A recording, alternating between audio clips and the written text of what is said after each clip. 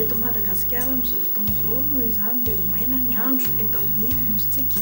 Araka izany dia toy manaraka izao ny andro no vinavinaina amin'ny rapitso faharoa amby roapolo ny volana aprily 2024 ho amin'ny rapitso maraina dia ny amin'ny tapany atsimon'ny Madagasikara iny andrahoana ny andro fa mety arahana orana tandrivindraona izany ny faritra Anosy sy Androy. Andrahoana na andrahoana vitsy kosa ny amin'ny faritra sisa sy voatonona teo ho amin'ny rapitso tolakandro iray anorana tandrivindraona mety arahan-kotroka ny faritra Sofia, Boeny, Betsiboka, anorana tandrivindraona malefaka kosa ny amin'ny faritra Antalasy, Malanjovofo, Alatsinanana. Ibalika be ny masoandro ny tapany atsimon'ny Madagasikara nefa neny ny rahona sy masoandro amin'ny faritra Diana sy Savariny.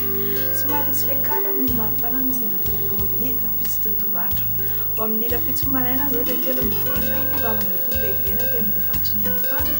Ny morontsiraka Atsinana sy Andrefana mampina 9 ambin'ny folatra ny 4 ambin'ny folo degré Celsius. Ho amin'ny rapitso tolakandro indray dia any amin'ny faritra Nosy be sy Samborano no manana ny maripana ambony indrindra 3 ambin'ny telopolo degré Celsius zany. Ny aty amin'ny Antitany indray 9 ambin'ny folatra ny 9 ambin'ny folo degré. Ny morontsiraka Atsinana mampina 9 ambin'ny folo hatramin'ny 1 ambin'ny telopolo degré ary ny morontsiraka Andrefana dia mihoatra ny 30 degré Celsius avokoa.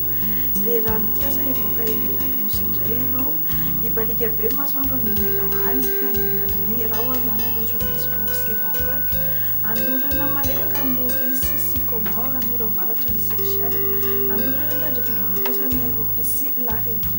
Dia izay no azo mandroso antsika amin'ity alina ity ary anao farany herinandro mahafinaritra izay ekipan'ny Meteo Malagasy ary manome fotoananao amin'ny manaraka indray.